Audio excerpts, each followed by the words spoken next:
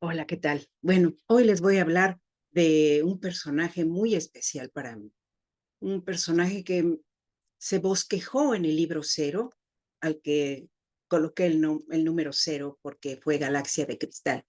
Para empezar, quiero invitarles a conocer en dónde se encuentra ese personaje, donde ya no es un bosquejo, sino que ya es algo más profundo. La historia inicia con Galaxia de Cristal. Les voy a leer la parte de atrás del libro.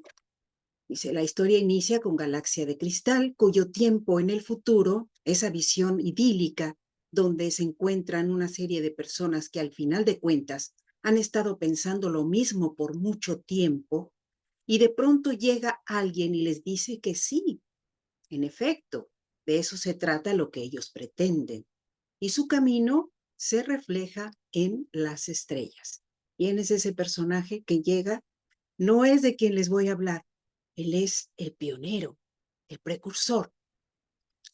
Para un residente de Asgardia, esta parte de la historia es sumamente reveladora. Yo inicio la búsqueda de esta razón de ser en el año 2003. Me imagino que en la mente de muchos otros había algo siempre pensando en las estrellas. Y claro, fue al doctor Igor Ashurbeli a quien se le encendió la chispa creativa y logró algo muy especial. Sin embargo, Asgardia posiblemente ya estaba en la mente de muchos seres humanos, así lo comento aquí. De la misma forma que se dispersa un viento del sol a la tierra, creando una onda expansiva que nos hace analizar el significado de la búsqueda de otros mundos habitables. Y si lo que pudiéramos encontrar allá afuera realmente fuera tan depredador como lo hemos sido nosotros, wow, creo que eso sería triste. Encontrar a un personaje mágico con la suficiente fuerza para soportar lo que tuviera enfrente se da lugar después del análisis de una segunda parte de Galaxia de Cristal. Y eso fue La Otra Mirada, un libro que finalmente queda como borrador y del cual extraigo una serie de análisis que terminan en el tercer libro de la serie Hechizo de Ave. Pues bien, ahí lo comento también, quedó un borrador. Era una secuencia que daba continuidad cronológica al primer libro y algo le hacía falta, algo le hacía falta, necesitaba algo distinto, algo más envolvente. De esta forma me atreví a seguir la aventura que hoy leemos y que te escribo como entregas diarias en un blog que, por cierto, ya cerré. Las entregas ya no están para el público abierto, están aquí. Aquí lo pueden leer, ¿de acuerdo? Mm, bien, quiero comentarles la estructura de la serie. Del libro cero al libro 3 hay una concanetación, una correlación de ideas. Y del libro 3 al libro 6, igualmente, hay un hilo conductual en los personajes. ¿De quién les quiero hablar hoy? De Ingerin Barderian, el pionero, un hombre con una fortaleza extraordinaria, eh, muy varonil, barba cerrada, una voz gruesa y una belleza de otro mundo. ¿Por qué de otro mundo? Porque obviamente él no pertenece a la Tierra. Él es un egiano. Ajá. Entonces, ¿qué pasa con él? Él es un hombre dispuesto a luchar por la verdad, dispuesto a encontrar sentido a la vida, un hombre que valora las raíces de su cultura egiana y al mismo tiempo un pionero que siempre está buscando la estructura perfecta, si es que, si es que esto existe, en donde él pueda brevar para expandir con su pueblo los conocimientos. Pero ¿qué sucede? Egia está ubicada un poco más allá de la nube de Oort, un lugar bastante complicado para tener un hábitat. Y llega un momento en que las lunas que rodean a Egia empiezan a desaparecer, empiezan a ser golpeadas o empiezan a eclosionar. Y con ellas las personas que están habitando ahí, pues se ven en graves problemas y tienen que resolverlo de alguna forma, tienen que migrar.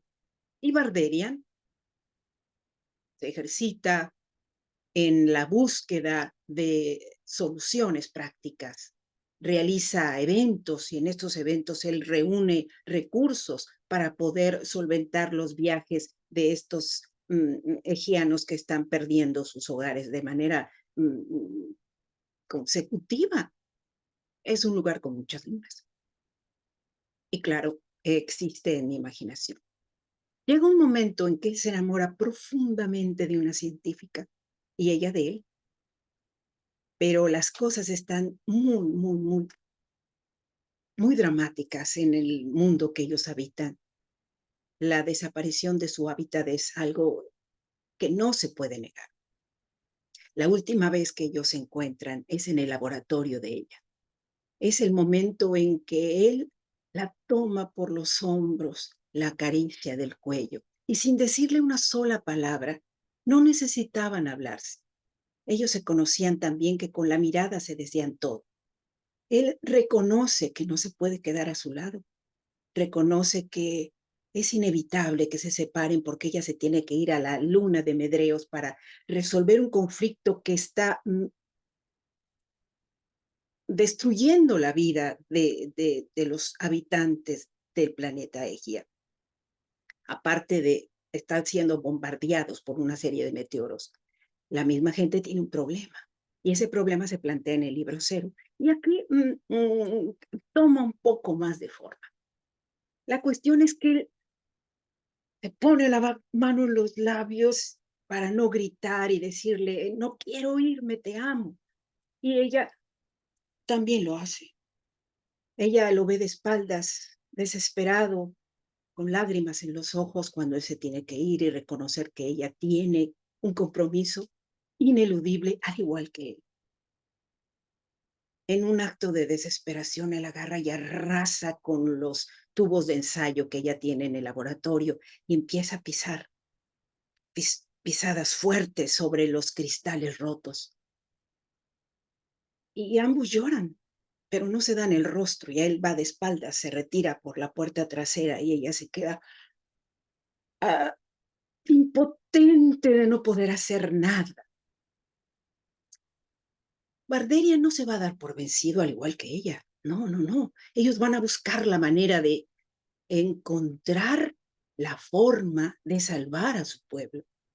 Y el último acto heroico de Barderia, después de tener que vivir una soledad que no deseaba y que fue impuesta por las circunstancias, fue lanzarse al espacio profundo. ¿Y qué pasa ahí? No les quiero contar porque esa parte es verdaderamente dramática, pero lo que él descubre es algo que posteriormente los egianos van a conocer, al igual que los terrícolas, como el corredor Barderia. Entre los astrólogos, astrónomos de nuestra historia y de los que han creado el mapa de nuestro universo, también existe ese lugar.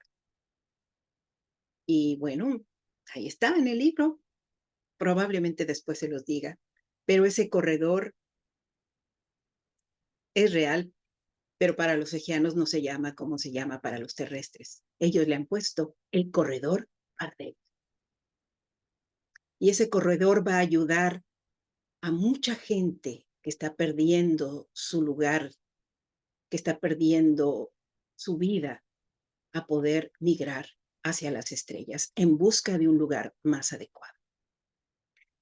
En el libro cero, cuando esa persona que posteriormente llega y observa el maravilloso globo azul que es nuestro planeta, lo idealiza y considera que es un lugar lleno de armonía y de paz.